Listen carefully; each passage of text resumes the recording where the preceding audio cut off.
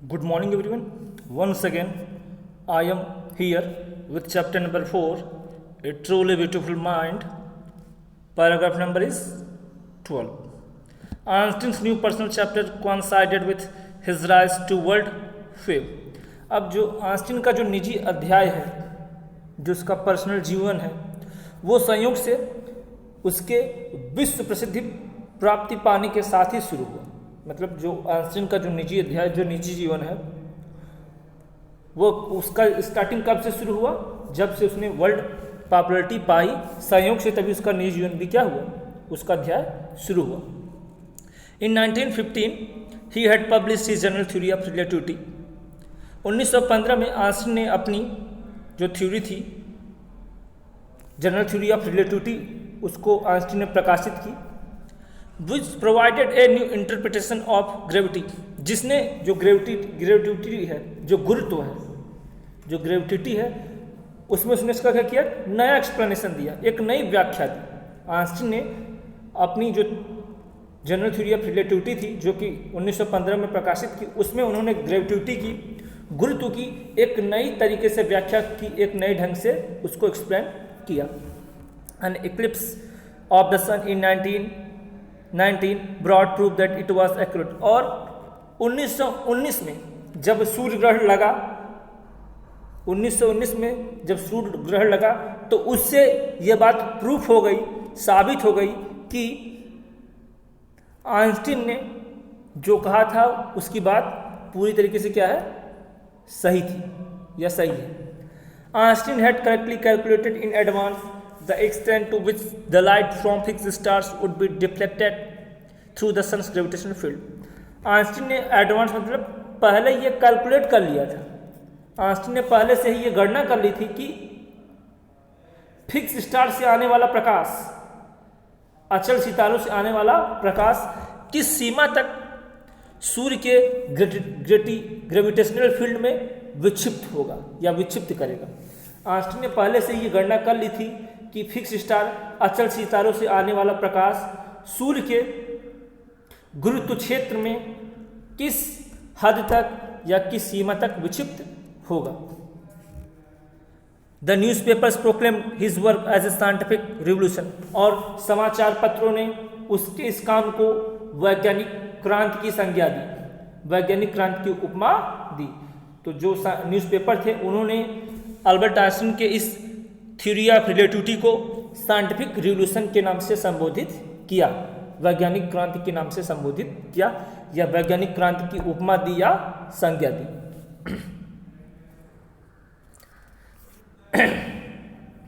Einstein received the Nobel prize for physics in 1921। और 1921 में Einstein को फिजिक्स के लिए, भौतिक शास्त्र के लिए नोबेल प्राइज भी मिला, जो कि संसार का सबसे बड़ा पुरस्कार है। तो 1921 में अल्बर्ट आइंस्टीन को फिजिक्स के लिए नोबेल पुरस्कार मिलता है।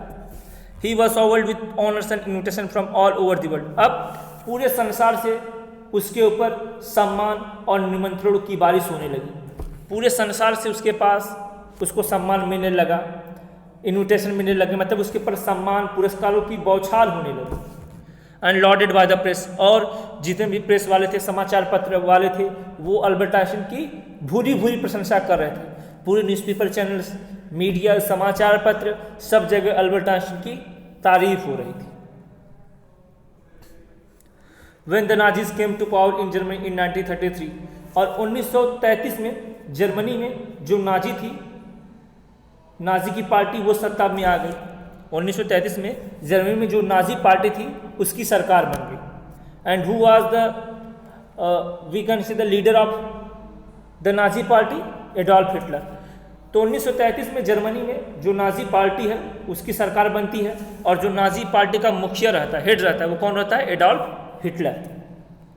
Einstein immigrated to the United States. तो जब 1933 में जर्मनी में नाजी पार्टी की सरकार बनी या हिटलर सत्ता में आया, तो जो अल्बर्ट आइंस्टीन थे वो कहाँ चले गए, कहाँ भाग गए?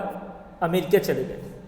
5 years लेटर, 5 साल बाद, मतलब 1938 में, the discovery of nuclear fission in Berlin had American physicist in an uproar. 5 साल बाद जब यह पता चला कि जर्मनी बर्लिन मतलब जो कि जर्मनी की एक सिटी है, जब 5 साल बाद यह पता चला कि जर्मनी में बर्लिन में जो जर्मनी वाले हैं उन्होंने न्यूक्लियर फिजन,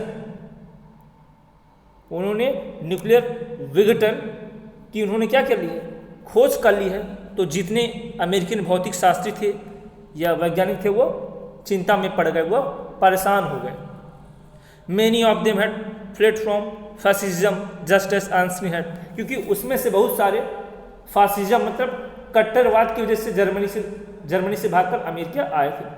तो जब अमेरिकन भौतिक शास्त्री को मालूम पड़ा कि जर्मनी ने न्यूक्लियर फिजन की खोज कर ली है, तो जितने अमेरिकी भौतिक शास्त्री थे वो सब चिंतित हो गए, परेशान हो गए, चिंता में पड़ गए। क्यों? क्योंकि इसके पहले ये जो अमेरिकी भौतिक शास्त्री थी ये इसके पहले जर्मनी में रहते थे, लेकिन जर्मनी में जब नाजी पार्टी सत्ता में आई, जब हिटलर सत्ता में आया तो बहुत कट्टर था और बहुत ही निरंकुश शासक था, जिसकी वजह से वो सब भागकर अमेरिका चले आए थे। जैसे कि अल्बर्ट आइंस्टीन भी था, अल्बर्ट आइंस्टीन भी जर्मनी में ही रह रहा था, लेकिन जब हिटलर की नाजी पार्टी सत्ता में आती है तो वह जर्मनी छोड़कर भागकर अमेरिका चला आता है। And now they were afraid that Nazis could build and use N atomic bomb. अब जो अमेरिकन भौतिक शास्त्री थे, अल्बर्ट आइंस्टीन और सभी जो साइंटिस्ट थे, उनको इस बात का भय था, वो भयभीत थे कि जो नाजी है, जो हिटलर है, वह एटॉमिक बम बना सकते हैं और इसका इस्तेमाल भी कर सकते हैं। तो उनको इस बात का डर है कि उन्होंने एटॉमिक बम बना लिया है और वह इसका इस्तेमाल जरूर कर सकते हैं, क्योंकि जो एडॉल्फ हिटलर है वो एक निरंकुश शासक है, एक महत्वाकांक्षी लीडर है। At the urging of a colleague, Einstein wrote a letter to the American President Franklin D. Roosevelt on 2 August 1939, in which he warned। तो आइंस्टीन के बहुत ही क्लोज फ्रेंड थे, सहपाठी थे या उनके जो दोस्त थे, उन्होंने अल्बर्ट आइंस्टीन से रिक्वेस्ट किया, प्रार्थना की। तो अपने दोस्त की कहने पे, अपने दोस्त के प्रार्थना करने पर अल्बर्ट आइंस्टीन ने उस समय जो अमेरिका के राष्ट्रपति थे फ्रैंकलिन डी रूजवेल्ट, उनको 2 अगस्त 1939 को एक लेटर लिखा। तो अपने दोस्त के प्रार्थना या विनय करने पर अल्बर्ट आइंस्टीन ने अमेरिका के जो प्रेसिडेंट थे फ्रैंकलिन डी रूजवेल्ट, उनको 2 अगस्त 1939 को एक पत्र लिखा, इन विच ही वार्न। उस पत्र में अल्बर्ट आइंस्टीन ने चेतावनी दी थी, वार्न किया था अमेरिकन प्रेसिडेंट को। A single bomb of this type, एक सिंगल बम इस तरह का, एक्सप्लोडेड इन ए पोर्ट, यदि किसी पोर्ट में बंदरगाह में फूटेगा, might very well destroy the whole port together with some of the surrounding territory. तो अल्बर्ट आइंस्टीन ने जब अमेरिकन प्रेसिडेंट को जब पत्र लिखा तो उसमें उन्होंने चेतावनी दी थी कि इस तरह का यदि एक सिंगल बम किसी बंदरगाह में फूटेगा या फोड़ दिया जाएगा तो वो पूरा बंदरगाह तो नष्ट ही हो जाएगा, ध्वस्त ही हो जाएगा, उसके साथ साथ उसके इर्द गिर्द के जो क्षेत्र हैं वो भी क्या हो जाएंगे, नष्ट हो जाएंगे। तो अल्बर्ट आइंस्टीन ने चेतावनी दी कि इस तरह का यदि एक भी बम यदि किसी पोर्ट में बंदरगाह में फूटेगा तो वो बंदरगाह तो पूरा नष्ट ही होगा, उसके साथ साथ जो उसके इर्द गिर्द के इलाके वो भी क्या हो जाएंगे, नष्ट हो जाएंगे, प्रभावित हो जाएंगे। His words did not fail to have an effect, लेकिन अल्बर्ट आइंस्टीन के शब्दों का, उस पत्र का अमेरिकन प्रेसिडेंट के ऊपर कोई प्रभाव नहीं हुआ, कोई असर नहीं हुआ। The American developed the atomic bomb in a secret project of their own. जो अमेरिकन थे वो खुद ही गुप्त तरीके से वो खुद ही अपना एटॉमिक बम बना रहे थे। अल्बर्ट आइंस्टीन ने लेटर लिखा कि वो जो इस तरह का बम बना उसके ऊपर रोक लगाई, लेकिन यहाँ पे उल्टा क्या हो रहा है, जो अमेरिकन है वो खुद ही गुप्त तरीके से वो एटॉमिक बम बना रहे हैं। And drop it on the Japanese cities of Hiroshima and Nagasaki in August 1945। और फिर जो अमेरिका वालों ने ये जो एटॉमिक बम था इसको उन्होंने जापान के 2 शहर हिरोशिमा और नागासाकी में अगस्त 1945 में गिरा दिया। तो अमेरिकन ने भी बम बनाया। तो उस समय जो जर्मनी का जो शासक था हिटलर, उसने अमेरिका के पर्ल हार्बर पर जाकर खूब बमबारी की। तो जब अमेरिका के पर्ल हार्बर पर जाकर बमबारी की, अमेरिका के बंदर पोर्ट पर्ल हार्बर को नुकसान पहुंचाया, तो अमेरिका ने 1945 में 7 अगस्त को पहला एटॉमिक बम हिरोशिमा पर गिराया और दूसरा जो एटॉमिक बम था 9 अगस्त को 1945 को उन्होंने नागासाकी पर गिराया। तो अमेरिका ने हिटलर से बदला लेने के लिए, क्योंकि हिटलर ने उनके पर्ल हार्बर पोर्ट पर बमबारी की थी, पर्ल हार्बर को विध्वंस कर दिया था, तो उसका बदला लेने के लिए अमेरिका ने पहले 7 अगस्त 1945 को जापान के हिरोशिमा पे पहला एटॉमिक बम छोड़ा और फिर 2 ही दिन बाद 9 अगस्त 1945 को जापान के दूसरे शहर नागासाकी पे एटॉमिक बम छोड़ दिया। Einstein was deeply second by the extent of the destruction. Einstein विनाश की सीमा को देखकर आहत हो गया, सदमे में आ गया। जब आइंस्टीन ने देखा कि इतना विनाश हुआ, आइंस्टीन ने सोचा कि मैंने अमेरिका के प्रेसिडेंट को पत्र लिखा कि वो इसको रोकें, और उल्टा उन्होंने क्या किया, एटॉमिक बम का यूज़ किया। तो आइंस्टीन को बहुत गहरा आघात हुआ और इस एटॉमिक बम से जापान में जो विनाश हुआ, उस विनाश को देखकर अल्बर्ट आइंस्टीन का हृदय पिघल गया, हृदय आहत हो गया। This time he wrote a public missive to the United Nations. इस बार उन्होंने जनता की तरफ से संयुक्त राष्ट्र को एक पत्र लिखा। अब अल्बर्ट आइंस्टीन ने पूरी जनता की तरफ से संयुक्त राष्ट्र को एक पत्र लिखा। In it he propose the formation of a world government. और उस पत्र में क्या लिखा, उन्होंने लिखा कि एक विश्व सरकार गठित की जानी चाहिए, एक वर्ल्ड गवर्नमेंट होनी चाहिए जो कि डिसीजन लेगी कि कोई राष्ट्र किसी के ऊपर अटैक नहीं करेगा, कोई किसी के आंतरिक मामलों में हस्तक्षेप नहीं करेगा, सभी राष्ट्र स्वतंत्र है और कोई भी इस तरह के खतरनाक बम का इस्तेमाल नहीं करेगा। तो उन्होंने पत्र लिखा जिसमें एक विश्व सरकार बनाने की एक सलाह दी गई थी, प्रस्ताव दिया गया था। Unlike the letter to Roosevelt this one made no impact. तो जिस तरीके से उन्होंने रूजवेल्ट को पत्र लिखा था उसका कोई असर नहीं हुआ था, ठीक उसी तरह इस पत्र का भी कोई असर या कोई प्रभाव नहीं दिखाई दिया।